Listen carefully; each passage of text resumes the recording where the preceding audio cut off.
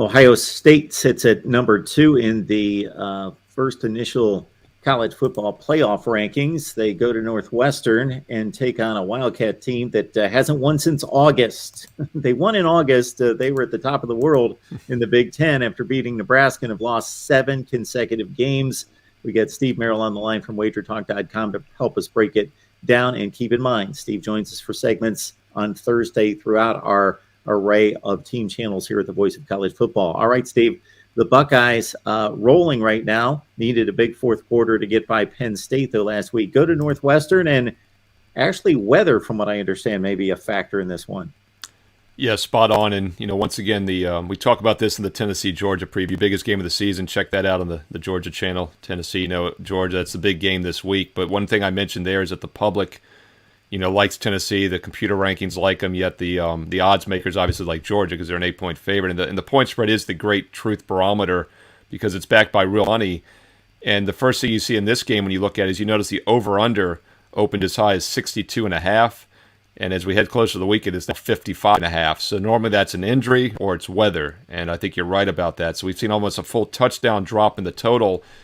And the one thing, if it's going to be a lower scoring game, would do is help, obviously, a 38-point underdog. I mean, when the total is 55.5, you got a favorite that's 38. And in order for Northwestern to cover it, if it stays under 55.5, they almost cover by default. They only have to score like once, basically, to keep it within that point spread. So that's the one thing working for Northwestern. The thing working against them, though, like you said earlier, is that they've been awful. Had the best record in college football for that first week of the season, and it's been nothing but downhill since. 0-7 since winning against Nebraska overseas. In fact, they haven't won a game in the Northern Hemisphere all season, in the U.S., in North America, rather, I guess you could say. Offensively, they actually throw the ball okay, 6.3 yards per pass against teams that allow 6.4. So there is some backdoor cover potential, and got to wonder about Ohio State's mindset. The 54-10 Iowa win was a little misleading due to the 6-2 turnover edge, but I'm not going to fault Ohio State for having a short field. They still did what they had to in that game. Last week, though, 4-0 turnover edge against Penn State. They're outgained in total yards in that game by like 30, 40 total yards.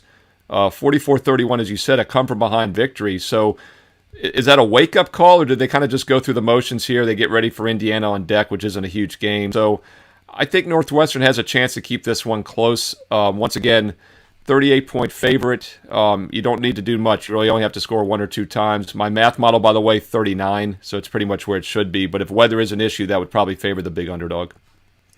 Here's the deal, folks. You get the complete look at all of Steve's betting lines on the NFL, college football, Major League Baseball, World Series, and the NBA at WagerTalk.com. Steve joins us. He's kind enough to give us an under-the-radar selection of the week, and he's delivered, folks. I guess you would say at 8-1 against the spread. So join us on Patreon.com. Search MarkRogersTV. You get my selections. You get to join the Discord and talk college football 24/7, 365, and you get Steve's under-the-radar selection again at 8-1 through 9 weeks. Steve, thanks so much for stopping by. Thanks, Mark.